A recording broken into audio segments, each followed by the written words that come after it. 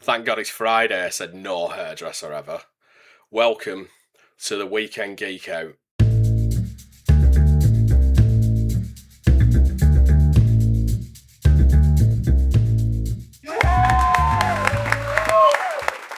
Right, Dan, I've invented a new segment. I want to know what it's called.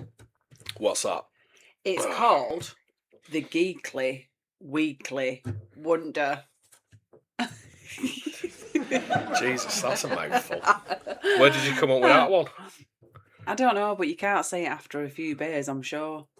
But yeah. So I wanted to explore some like weird and wonderful stories. Yeah.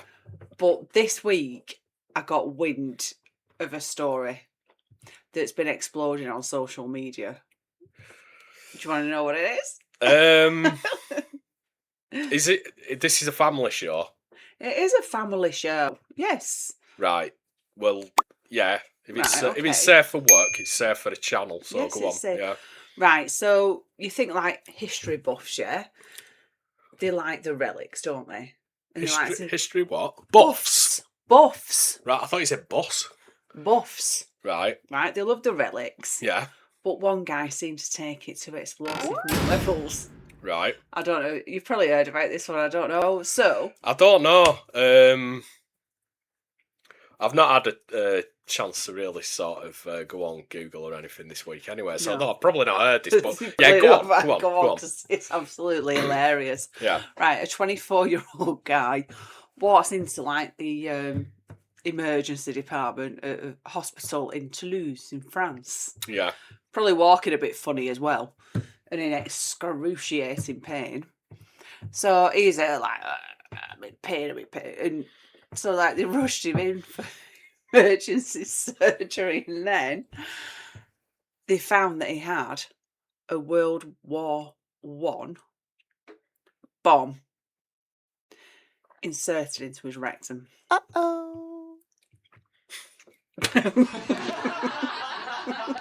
Right, hold on. How big was this bomb? Right, so this bomb was actually it's a World War One. I think it was stamped 1918 Germany. So it's a bomb. It's got like a tip's edge. A pointed top. Yeah. And it's 8 inches long. Yeah. And it's got a diameter of 37 millimeters. So that's 3.7 centimeters or 4 centimeters, say. And right, I'm assuming this bomb weren't active. Well, no. It weren't. Right, so they rushed him into surgery. And then the surgeons realised what was actually in his no-fly zone. Yeah? So they had to stop the surgery and evacuate the hospital, form the bomb squad and the fire brigade, or whatever it's called in France. Yeah. Now, they went... they had to go and determine whether this bomb was safe or not. Now, I don't know whether this guy was still flat out, in surgery under anaesthetic, or whether he was awake. Because all I could think, he was like Gene, from Peter Kay's Crime Watch segment, when he accidentally locked her in. She's going, I don't move in case alarm goes off. It's like, I don't move in case bomb goes off. Were this guy put out then? Did he actually put him? Well, I'm assuming so, because it said that they'd sent him for emergency surgery, so I'm assuming that he was under anaesthetic. Right. But can you imagine the shame?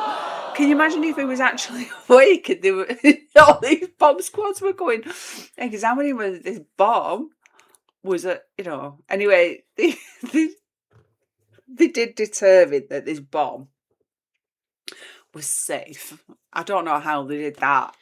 There's so many questions around this, but it's, oh God. I've got so many questions surrounding this story. I know you see things like this in films, don't you? Yeah.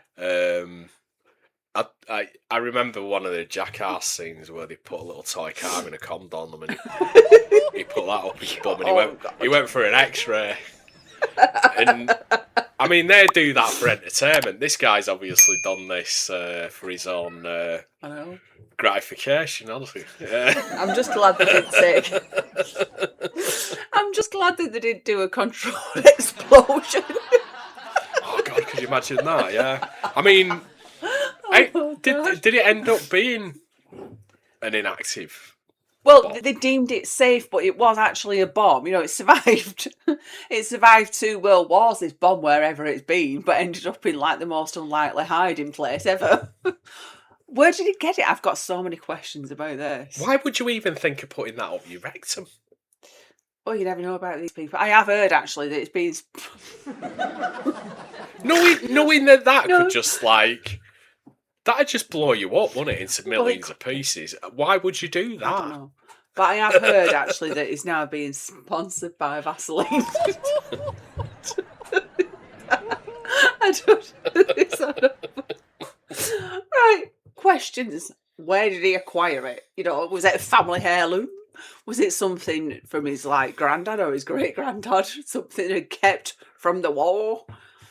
You know? Yeah. What... Was he taking like human cannonball to new extremes? Was he in the circus or something?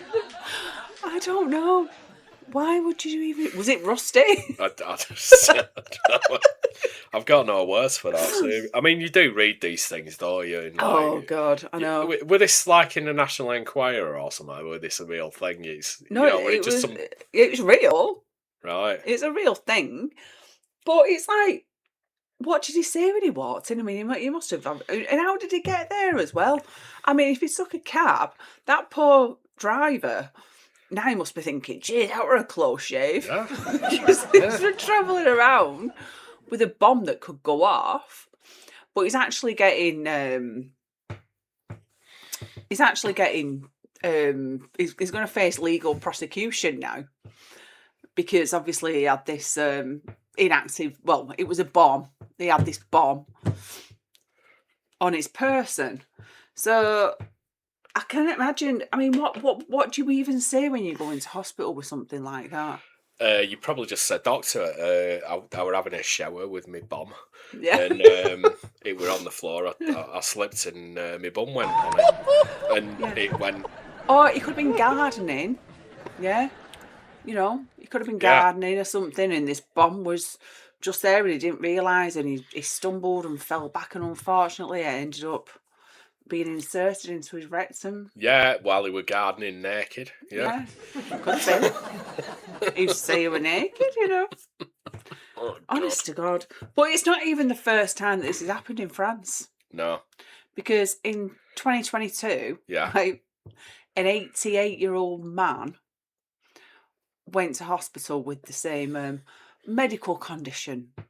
Now, whether this is a thing in France or, you know, whether this guy had seen this on the news and thought, oh, I'm going to try that. Sounds all right. You know, I do get it. People have, you know, fetishes or whatever. Yeah. But where did he get this? Where was it from? I've got so many questions. I really have. The only thing I can think, it might have been some sort of a collector or something. You know, Yeah. You get these World War II collectors. World War One. Yeah. But I mean, normally they collect weapons, don't they? And well, yeah. But when they finally took this out, yeah, have they cleaned it up and sent it? Because I mean, like I said, it has survived 2 world wars. Oh God! I mean, did he know it were a bomb? Did he just find it in his house and think, "Oh, that looks tasty"? Yeah. Do you know what I mean?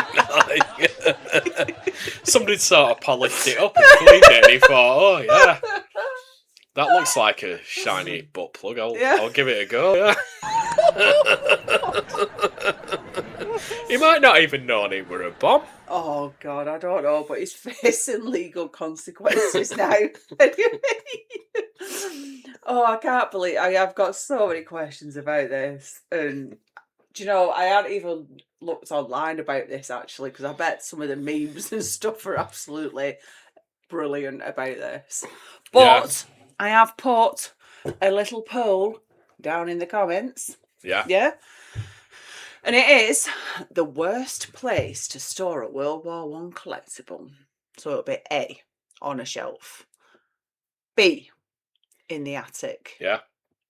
C, within your person. Or D, anywhere but there. So if you could all do that, and just let us know where you think it'd be the best place to store a World War One collectible, please. Yeah. And we'll reveal the results on the next one. Yeah.